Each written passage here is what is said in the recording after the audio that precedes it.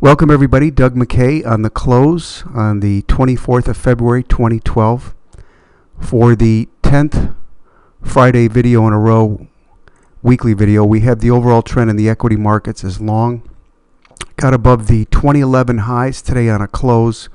We're looking at a monthly chart with a close at 1365, almost 1366 on the S&P. Still looking at lower volume, but the overall trend is definitely intact, and we continue to look at this as a potential inverted head and shoulders where we would possibly see some type of congestion here, hopefully holding 1325 to the downside. We'll take a look at a weekly chart here in a minute, but we would definitely be buyers if we were to break down from, let's say, here 1370, 1400. At some point, we think in 2012, at a minimum, we're going to hit 1300, which is major support. We would also be buyers at that level.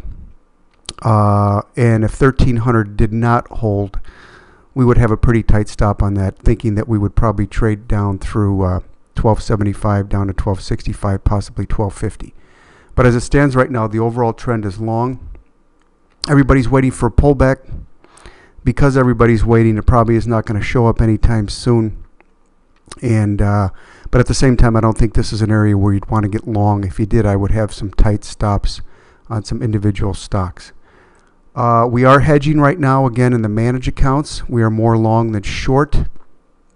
But again, for right now, we'd probably have to see some type of pullback either to reduce that hedge and lock in a profit and then add to the long side. All bets are off if we were to break, again, 1325. We think we'll see 1340 in the near future. What about if we just continued to go up? Would we be taking additional long positions, specifically tied to the S&P or the Vanguard Total Market Index? I would say if we printed 1400 before we printed 1350 on a close, 1345, if we get to 1400 from here first, we would definitely trim additional long positions. But the trend is long. We get through 1400, possibly we're looking at 1440. But it could all fall apart. And again, we'll sit up on our seat initially at 1340 and then for sure 1325. Here's this level of support here at 1300. You can see major support there. If we were to break that by more than, let's say, 5-6 points, we think we'd be heading down to this 1265. But ideally, for the health of the market, as everybody knows, we'd want to see some type of pullback here, 3, 4, 5, 6%. And if that occurs, we think that this is not a top here at this point. All right. Let's take a look at gold. Nice chart this week. Let's put it on a daily. And we did get through 1750 on the futures, which is right around the 170 level on the GLD. This would be nice to see it pull back into 170. If it does, we would take a shot at it there. We may put on a smaller position next week. The reason for this, we think we're going to potentially test 1900. The old highs in gold, and let's see what those highs are in the GLD, basically around that 185, 186 level. I'm sorry. Yeah, about that 185 area. So we originally got through this downward sloping trend line and then this area of congestion here, which was above that 170. So we'd like to see a pullback there. If we get a pullback into 170, we would get long gold. Where would we have our stop on GLD? We'd probably keep it pretty tight. We'd probably keep it just under 166. If we got knocked out there and we had to get back in later at a higher price, that's fine. But again, we don't want to take it from 166 down to 162. But this was a good move this week on gold. We are short the dollar for now. And obviously the weakness in the dollar is helping commodities, specifically oil and gold, and also equities. But Originally, we put this post out on 2.7 because we got above this area of congestion here. We said we would have a mental stop at 4.5% back on a close. That was never broken. We just got long today, this in the managed accounts. We're going to keep our stop about 2.5% back, which would be just under this 27 level. Very simple support and resistance technical analysis at this time. We did put up a chart on Oracle a while back. It broke above the downward sloping trend line. This chart looks decent. Again, on everything, just a tight stop at these levels with the run that we've had here on individual stocks that we're looking at. We also put a position on in the managed accounts last week. We got stopped out. We took a loss in this, I think right around 2.5%. We had a nice breakout here on an increase in volume when the markets were not increasing on volume. But we started to break down. I did not want to take it down below this level here. Quite possibly we could get through this and break out again beyond the 2750 level.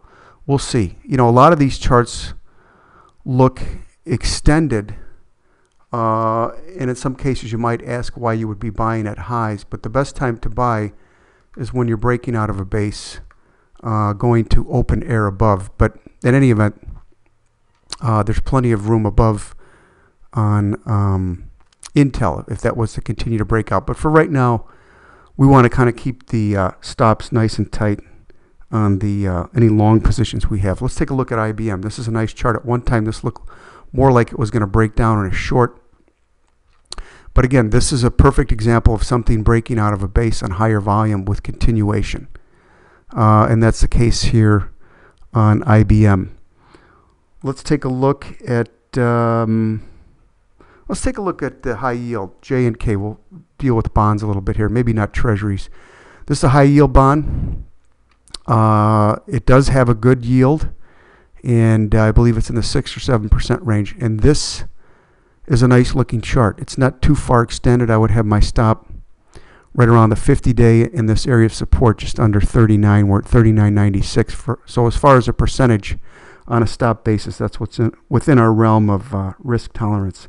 Let's take a look at corporates, LQD on the ETF. Decent looking chart here. Here was the initial breakout area, but still coming out of a base on increase in volume. And this is a situation, again, where you could have a tight stop, maybe within that 2 or 3% range. Let's take a look at VTI. This is our position on the long side, biggest position in the managed accounts, still holding the trend line, basically at or just beyond the 2011 highs at this time. So if this starts to break down, the way we would play that in an effort to give back as little profit as possible is using the short hedge of the SDS. All right.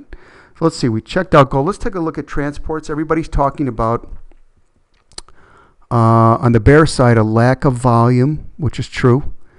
But as always, we're going to go with price first. We say that every week. But also no follow through on the transports. And I put up this blog a couple days ago, Wednesday, talking about increased selling on an increase in volume in the transports. And obviously the higher energy prices aren't helping the transports. But this is just something we want to be aware of. I think I put a chart up late last night, on Procter & Gamble. This is a nice looking chart. Again, we're getting above this area here. This looks like a huge move here, which it was. But we said on this particular post last night, if we were to get a close above 66.51, that's a buy.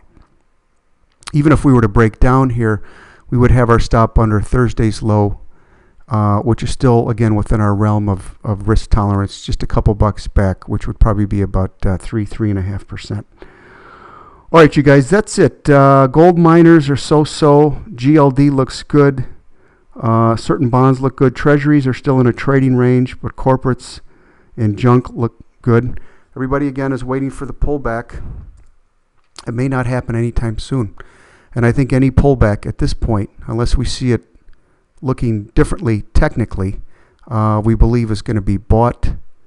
And we think this has room to run. But as always, similar to 2011, we could have a 19% pullback. So we want to be aware of that as well. We'll first look for a trend line to break, and then we'll look for near-term support. Right now, that would be right around 1340.